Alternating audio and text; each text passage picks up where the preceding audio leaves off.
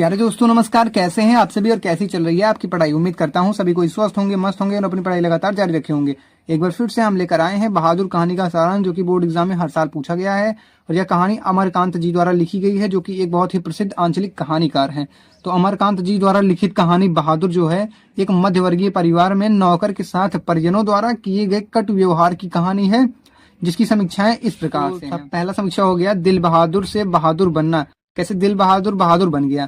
तो दिल बहादुर जो था वो 12 से 13 साल का एक पहाड़ी लड़का था, मतलब पहाड़ पर रहता था, वो नेपाल का था। तो पिता युद्ध में मारे गए और माता गुस्सैल स्वभाव की थी। उसके पिता जो थे वो सैनिक थे और माता जो थी वो बहुत ही गुस्सैल स्वभाव की थी, क्रूर स्वभाव की थी।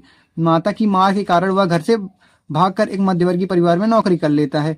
जो बहादुर था वह माता की मार के कारण वह भाग करके एक मध्यवर्गीय परिवार में नौकरी कर लेता है। वहां पर उसकी गृह स्वामिनी अर्थात निर्मला जी जो थी, उन्होंने उसकी बड़ी उदारता से दिल बहादुर का नाम बदलकर बहादुर रख दिया।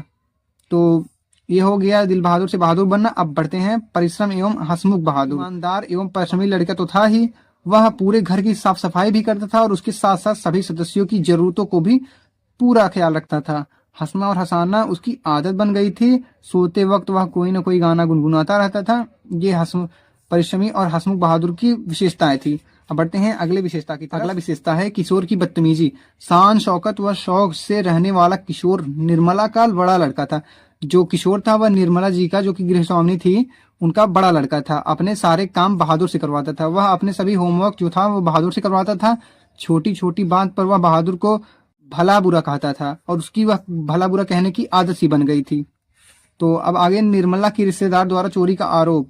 तो कैसे निर्मला के जो रिश्तेदार थे वह बहादुर पर चोरी का आरोप लगाते हैं कि निर्मला के व्यवहार में भी कुछ परिवर्तन आने लगा था। बहादुर के लिए उसने रोटियां भी सेकनी बंद कर दी थी।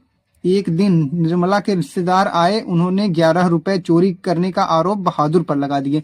तो निर्मला के जो रिश्तेदार थे वह एक दिन निर्मला के यहाँ आते हैं और निर्मला जी से कहते हैं कि बहादुर जो थे आपके नौकर, उन्होंने हमारे 11 रुपए चुरा लिए हैं। तो बहादुर क्या करता है कि बहादुर का घर से भाग जाना, तो बहादुर घर से ही भाग जाता है। एक दिन उसके हाथ से सिल टूटकर गिर गया।